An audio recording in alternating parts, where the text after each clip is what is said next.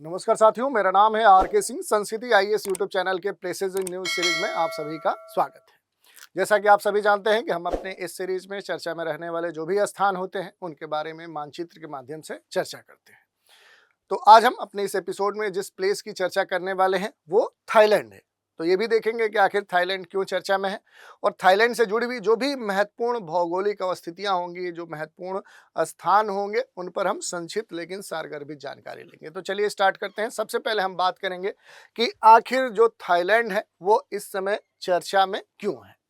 तो थाईलैंड इसलिए चर्चा में है क्योंकि जो थाईलैंड है ये भारत के समर्थन से अब क्या चाहता है, तो ब्रिक्स की जो सदस्यता है वो प्राप्त करना चाहता है और इसी कारण से देखेंगे तो ये इस समय चर्चा में है। ब्रिक्स समूह के अध्यक्ष के रूप में देखेंगे तो भारत अगले वर्ष इस समूह के शिखर सम्मेलन की मेजबानी करने वाला है और ब्रिक्स के जो भी संस्थापक सदस्य हैं उन संस्थापक सदस्यों के रूप में देखेंगे तो भारत ने ये महसूस किया है, ये देखा है कि इस संगठन से जुड़ने के लिए जो अलग अलग वैश्विक दुनिया के जो देश हैं उनकी जो रुचि है वो बढ़ रही है।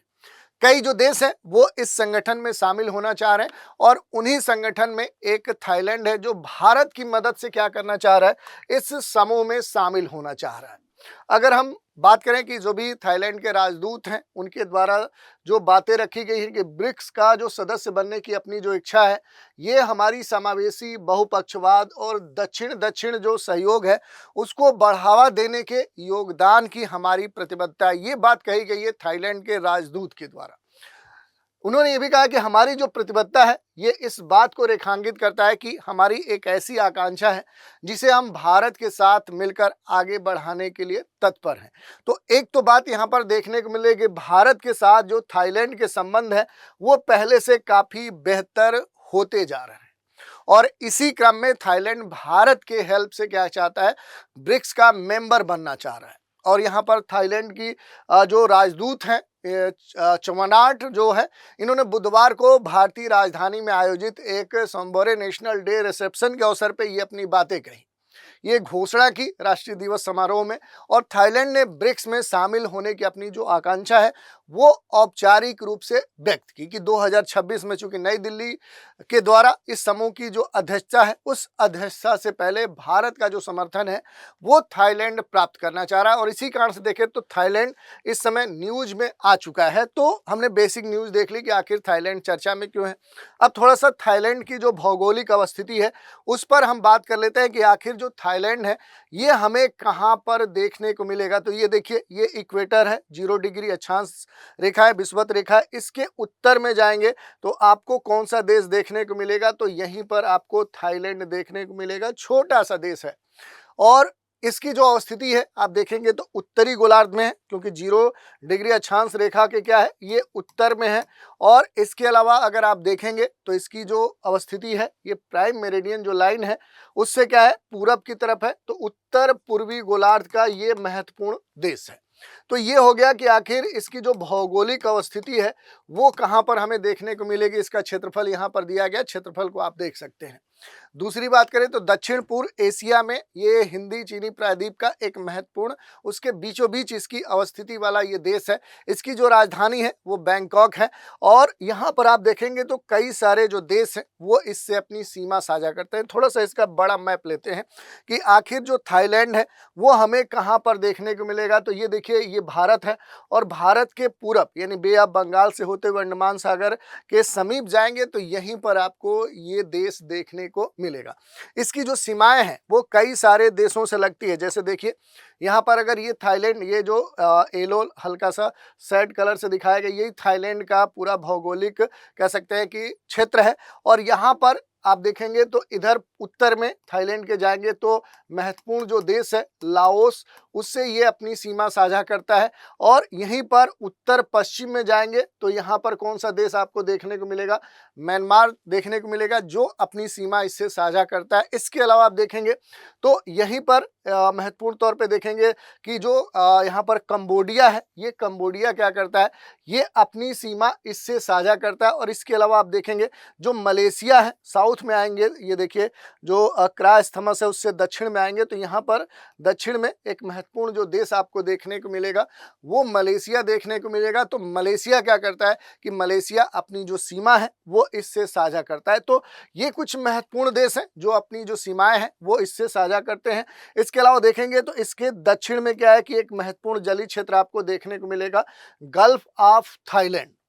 ये जो थाईलैंड की खाड़ी है इसके दक्षिण में ये इससे अपनी सीमाएं साझा करता है। इसके अलावा अगर आप देखेंगे थाईलैंड के महत्वपूर्ण जो भौतिक क्षेत्र हैं तो ये पूरा थाईलैंड का मैप है। इसमें देखेंगे तो महत्वपूर्ण जो भौतिक क्षेत्र हैं उसमें क्या है कि थाईलैंड के जो उत्तर वाले जो पार्ट हैं यानी कि उत्तर, और दूसरी तरफ क्या है कि जो पश्चिम वाला क्षेत्र है, इन क्षेत्रों में आप देखेंगे तो महत्वपूर्ण तौर पे क्या है कि जो बलित पर्वत हैं उनकी अवस्थिति आपको देखने को मिलेगी, यानी फोल्डेड माउंटेन यहाँ पर देखने को आपको मिल जाएंगे। इसके अलावा अगर आप बात करेंगे तो महत्वपूर्ण तौर पे क्या है कि उत्तर पूर्व में आप देखेंगे तो यहाँ पर एक महत्वपूर्ण पठारी क्षेत्र आपको देखने को मिलेगा, खोरात का पठार। और इसके अलावा देखेंगे तो यहाँ एक महत्वपूर्ण जो नदी है वो चायो फ्राया है, इसका जो नदी बेसिन क्षेत्र है वो आपको देखने को मिलेगा। और सबसे दक्षिण में आएंगे तो यहाँ पर जो क्रा स्थमस है ये वाला जो पूरा क्षेत्र है वो आपको देखने को मिलेगा। और इसके बाद सबसे दक्षिण में आएंगे तो यहीं पर जो थाईलैंड की खाड़ी है वो आपको देखने को मिलेगा। तो मेजर तौर पे क्या है कि पूरा जो थाईलैंड का जो भौतिक जो स्थिति है, भौतिक जो मानचित्र है उसको हम देख सकते हैं। निचले पहाड़ों से लेकर उपजाऊ जो मैदान है, जो रेतीले कह सकते हैं तट हैं, उनकी एक पूरी जो विविध श्रृंखला है वो थाईलैंड में आपको देखने को मिलेगी। उत्तर पश्चिम में पहले हमने बताया ये पूरा जो बलित पर्वत है, इन पर्वतों की जो मौजूदगी है वो आपको देखने को मिलेगा। और ये जो पर्वत है ये दक्षिण की ओर आप देखेंगे एक सकरी पट्टी में, ये पूरा जो बर्मा वाला क्षेत्र है, इस बर्मा वाला क्षेत्र के साथ सीमा के साथ मलेशिया के साथ देखेंगे तो उत्तरी जो किनारा है वो बनाते हैं। और देश का सबसे ऊंचा जो बिंदु है वो दोई इंथानोन है। आप देखेंगे यहाँ का सबसे जो ऊंचा बिंदु है वो दोई इंथानोन है। और इसके अलावा आप देखेंगे सबसे जो निचले बिंदु है वो कहाँ पर आपको देखने को मिलेगा, तो जो गल्फ ऑफ जो थाईलैंड है वो उसी क्षेत्र में इसका सबसे कह सकते हैं कि निचला जो प्लेस है वो आपको देखने को मिलता है। इसमें जो खोरात का पठार है ये अहम हो जाता है। थोड़ा सा खोरात के पठार के बारे में हम देख लेंगे। तो इसकी जो अवस्थिति है वो हमने आपको बताई थी कि थाईलैंड में इसके एक तरह से उत्तर पूरब में जाएंगे तो यहीं पर एक पठारी क्षेत्र आपको देखने को मिलेगा। उत्तर पूरब में ही क्या है कि ये जो उत्तर अगर पूरब में आप जाएंगे तो यहीं पर क्या देखने को मिलेगा, ये जो पठारी क्षेत्र है इसका ये बड़ा मैप है, पूरा आपको दिखाया गया है। खोरात का जो पठार है उसका जो क्षेत्र है उसको ये दर्शा रहा है। ये घुमावदार निचली जो पहाड़ियां हैं, छोटी छोटी उथली जो झीलें हैं, उनका ये क्षेत्र माना जाता है। तो यहाँ पर आप देखेंगे घुमावदार पहाड़ियां देखने को मिलेंगी और इसके अलावा उथली जो झीलें हैं वो भी आपको देखने को मिल जाएंगी। तो ये जो क्षेत्र है ये थाईलैंड का एक महत्वपूर्ण क्षेत्र है। और लाओस की सीमा पर मेकांग नदी से ये लगता है, ये भी आपसे कई बार पूछा गया है। मेकांग नदी जो घाटी है, जो ढलान है, वहीं पर इसकी अवस्थिति मानी जाती है। और ये जो पूरा क्षेत्र एक तरह से देखेंगे तो थाईलैंड में कृषि के दृष्टिकोण से क्या है, ये महत्वपूर्ण माना जाता है। इसके अलावा अगर हम थाईलैंड में जाएंगे, थाईलैंड की जो अवस्थिति है यहाँ पर आप देख लेंगे, जो इसकी राजधानी है वो इसके बीचों बीच में आपको देखने को मिल जाएगी। इसके अलावा अगर आप देखेंगे तो महत्वपूर्ण तौर पे 2-3 चीज़ें यहाँ पर आपको देखने वाली हैं। क्रा स्थमस जो है वो एक महत्वपूर्ण अवस्थिति है। स्थमस क्या होता है, जैसे जो जल संधि होती है वो क्या करती है कि 2 बड़े जो जलीय क्षेत्र होते हैं उनको जोड़ने का काम करती है।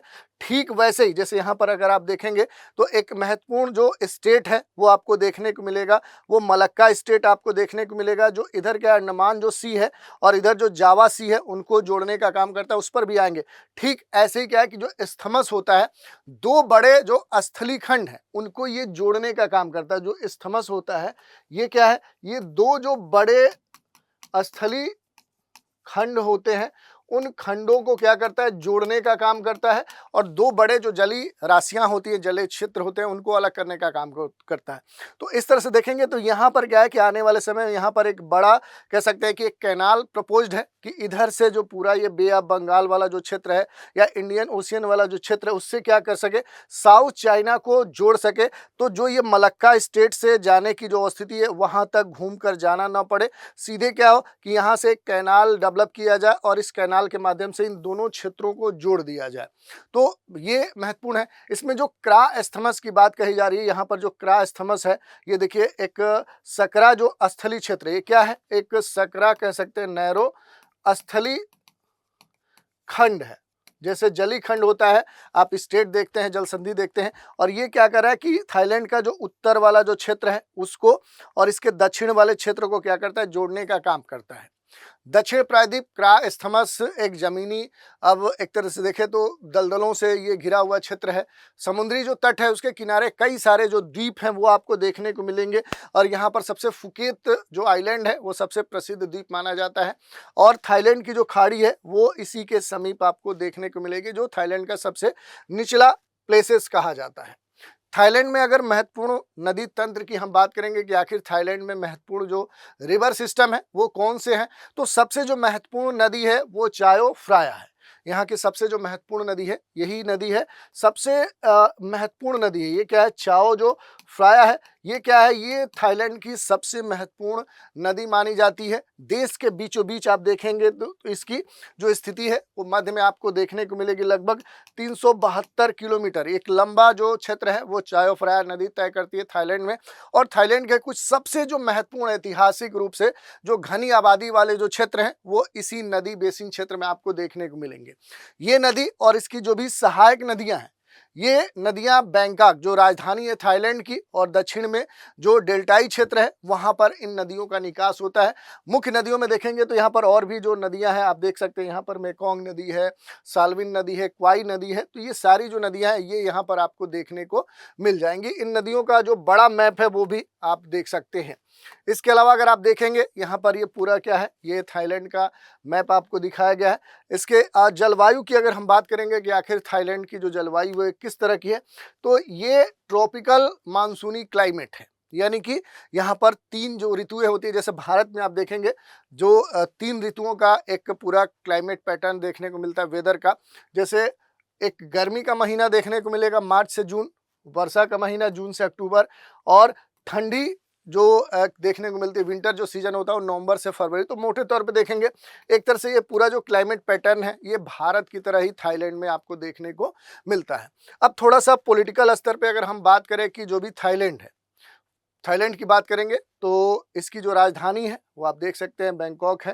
एक तरह से आप देखिए तो इधर जो थाईलैंड की खाड़ी है उसके समीप आपको देखने को मिल जाएगा। इसके अलावा जो महत्वपूर्ण जो कह सकते हैं भारत के जो संबंध है वो थाईलैंड की बात करें तो ये सबसे अहम हो जाता है, और यही भारत के लिए एक रणनीतिक महत्व भी रखता है, क्योंकि बिम्स्टेक, आसियान, डायलॉग पार्टनरशिप के तौर पे मेकांग गंगा जो कोऑपरेशन है या आयोरा है, ऐसे बहुत सारे अलग अलग स्तरों पे भारत और थाईलैंड एक दूसरे से जुड़े हुए हैं, और यही इनके बीच के रणनीतिक महत्व को भी बढ़ाते हैं। क्योंकि जो थाईलैंड की बात करें तो भारत के जो भी एक्ट ईस्ट पॉलिसी है उससे क्या है, थाईलैंड जुड़ा हुआ है। अंडमान सागर क्षेत्र में भारत के समुद्री जो हित है उनके दृष्टिकोण से अहम हो जाता है। बिम्स्टेक के सदस्य होने के कारण भारत के लिए हिंद प्रशांत क्षेत्र के एक रणनीतिक सहयोगी के तौर पे थाईलैंड महत्वपूर्ण हो जाता है। और सबसे अहम बात क्या हो जाती है कि यहाँ पर देखेंगे स्टेट ऑफ जो मलक्का है, इसकी जो मौजूदगी है उसके निकट इसकी अवस्थिति होने के कारण अगर आप देखेंगे तो सबसे अहम हो जाता है। ये देखिए ये मलक्का स्टेट है और इसकी जो अवस्थिति है ये भारत से अगर देखेंगे तो ये थाईलैंड है, थाईलैंड के नज़दीक मलक्का स्टेट है। क्योंकि भारत की जो भी एक्ट ईस्ट पॉलिसी है ये चूंकि काफ़ी पहले 2014 में शुरू की गई थी, ये जो नीति लाई गई थी एशिया प्रशांत क्षेत्र में भारत के जो भी संबंध है उन्हें बेहतर बनाने के लाई गई थी। तो भारत की जो एक्ट ईस्ट नीति है वो सांस्कृतिक संबंधों को, आर्थिक एकीकरण को लेकर या फिर रणनीतिक जो भी साझेदारी है उसके माध्यम से देखेंगे तो क्षेत्रीय एक स्थिरता लाने का या विकास को बढ़ावा देने का एक कह सकते हैं कि भारत की अहम रणनीति है। इसके अलावा देखेंगे तो ये जो नीति लाई गई इसके पीछे जो उद्देश्य था कि हिंद प्रशांत क्षेत्र के साथ अपने संबंधों को भारत मजबूत करे, और जिसका केंद्र क्या बनाया गया, आसियान बनाया गया। आसियान का एक महत्वपूर्ण मेंबर है थाईलैंड। निवेश व्यापार को और बढ़ावा दिया जाए, हिंद प्रशांत क्षेत्र के साथ क्या किया जाए, आर्थिक साझेदारी बढ़ाया जाए, और इसके लिए एक सांस्कृतिक समझ और आदान प्रदान को गहरा करते हुए इन सभी देशों के साथ क्षेत्रीय, बहुपक्षीय, द्विपक्षीय स्तरों पर क्या है दीर्घकालिक एक रणनीति भारत विकसित करे। और इसके लिए जो भी निर्माण नीति है या फिर सतत जो राजनयिक जुड़ाव है वो बनाने के लिए भारत क्या करे कि इन सभी क्षेत्रों के साथ अपने राजनीतिक, सांस्कृतिक या सामाजिक राजनीतिक जो क्षेत्र है वो उस स्तर पे संपर्क को बढ़ाए। और इसी के संदर्भ में अगर देखेंगे तो मलक्का जो स्टेट है ये सबसे अहम हो जाता है, क्योंकि आप देखेंगे इधर अंडमान सागर वाला जो क्षेत्र है और इधर अगर देखेंगे जो जावा सी है या साउथ चाइना सी है, इनको जोड़ने का काम करता है ये मलक्का जल संधि। तो एक तरफ आप देखेंगे दो बड़े जो जलीय क्षेत्र हैं, अंडमान सागर वाला क्षेत्र है जो एक तरह से देखें तो ये इंडियन ओशियन का क्षेत्र माना जा सकता है। दूसरी तरफ क्या है, साउथ चाइना जो सी है ये पैसिफिक ओशियन का क्षेत्र है। तो इंडियन ओशियन को पैसिफिक ओशियन से जोड़ने के लिए एक महत्वपूर्ण साधन है। ये पश्चिम में इंडोनेशिया द्वीप और सुमात्रा, पूर्व में जो प्रायद्वीपीय क्षेत्र है कह सकते हैं मलेशिया, सुदूर दक्षिण में थाईलैंड है, उसके बीच में इसकी जो स्थिति है। गर्म, आर्द्र और शीतकाल में देखेंगे तो मानसूनी जो क्षेत्र है उसका प्रभाव इस पूरे क्षेत्र में देखने को मिलता है। इस कारण से इसकी जो जलवायु है वो भी अहम हो जाती है। और दुनिया के सबसे व्यस्तम कह सकते हैं कि जो शिपिंग रूट्स हैं उन शिपिंग रूट्स में शामिल किया जाता है मलक्का स्टेट को। दूसरी बात करें कि सिंगापुर, मलेशिया, इंडोनेशिया जैसे जो देश हैं उनके साथ भारत भी मिलकर इन क्षेत्रों की जो निगरानी है वो निगरानी कर रहा है, उसे नियंत्रित कर रहा है। और भारत के लिए अगर महत्व की बात करेंगे तो भारत का लगभग 60% जो ट्रेड है, 60% का जो ट्रेड है वो क्या हो रहा है इस समय भारत का इसी क्षेत्र से हो रहा है। दूसरी बात करें तो ये चीन के लिए एक दुविधा का जगह है, क्योंकि यहाँ से चीन को क्या किया जा सकता है, एक तरह से काउंटर किया जा सकता है। और ये एक तरह से ये वाला जो पूरा रीजन है ये चीन के लिए अवरुद्ध की तरह काम करता है। तो इस दृष्टिकोण से देखें तो इसकी जो सामरिक मौजूदगी है वो भी क्या है, वो भारत के लिए अहम हो जाती है। और चीन को काउंटर करने के लिए और इन देशों के साथ मिलकर एक रणनीति बनाने के दृष्टिकोण से देखें तो ये पूरा जो क्षेत्र है, चाहे वो मलक्का स्टेट की बात हो या यहाँ के जितने भी मौजूद देश हैं, ये भारत के लिए अहम हो जाते हैं। और इसमें जो थाईलैंड की मौजूदगी है वो तो और भी अहम हो जाती है। और इसी कारण से देखें तो जो थाईलैंड है वो भी चाहता है कि भारत के सहयोग से वो फिर से ब्रिक्स जैसे बड़े एक संगठन का मेंबर बन जाए। इसके अलावा अगर मैप पे देखेंगे तो यहाँ पर जितने भी प्लेसेस हैं वो आपके लिए महत्वपूर्ण हो जाते हैं, चाहे वो अंडमान सी की बात की जाए, चाहे वो जावा सी की बात की जाए, चाहे वो फ्लोरेस सी की बात की जाए, चाहे इधर आएंगे तो बांदा सी है, या फिर इधर आएंगे तो आराफुरा सी है या सेलेबस सी है, इधर आएंगे साउथ चाइना सी, आपको फिलीपींस सी। तो ये जो भी सागर हैं यहाँ पर जो भी जलीय स्थिति है इनके क्रम आपसे पूछ लेता है। तो ये भी जो लोकेशन है ये आपको देखना है। और यहाँ पर जो भी ये स्टेट है किन दो स्थलीय खंडों को अलग कर रहा है और किन दो जलीय खंडों को जोड़ रहा है ये भी आपको देखना है कि अंडमान सी और जावा सी को ये जोड़ने का काम करता है। तो ये हमने देख लिया कि आखिर जो अंडमान सी है और दूसरी तरफ देखें तो जो जावा सी है उसे कौन जोड़ता है, मलक्का स्टेट जोड़ता है। और थाईलैंड क्यों चर्चा में है और इससे जुड़े हुए जो भी अहम पहलू थे उन पर भी हमने संक्षिप्त रूप से बात कर ली। इसी पर आधारित एक प्रश्न है, खोरात पठार किस नदी तंत्र से संबंधित है? मेकांग नदी तंत्र से, गंगा नदी तंत्र से, साल्विन नदी तंत्र से या फिर इरावदी रिवर सिस्टम से? तो इसमें आपको बताना है कि ये जो पठारी क्षेत्र है खोरात जो थाईलैंड में है ये किस नदी तंत्र से संबंधित है। इसका जो प्रश्न है इसका जो उत्तर है वो आपको हमें कमेंट के माध्यम से भेजना है। तो इस तरह से हमने देख लिया कि आखिर जो थाईलैंड है वो क्यों चर्चा में है और इससे जुड़ी हुई जो भी अहम जानकारियां थी उन पर हमने मानचित्र के माध्यम से चर्चा की। तो आज के एपिसोड में इतना ही। अगले एपिसोड में एक नए प्लेस पर चर्चा करने के लिए फिर आपसे रूबरू होंगे। तो इजाज़त दीजिए। Thank you.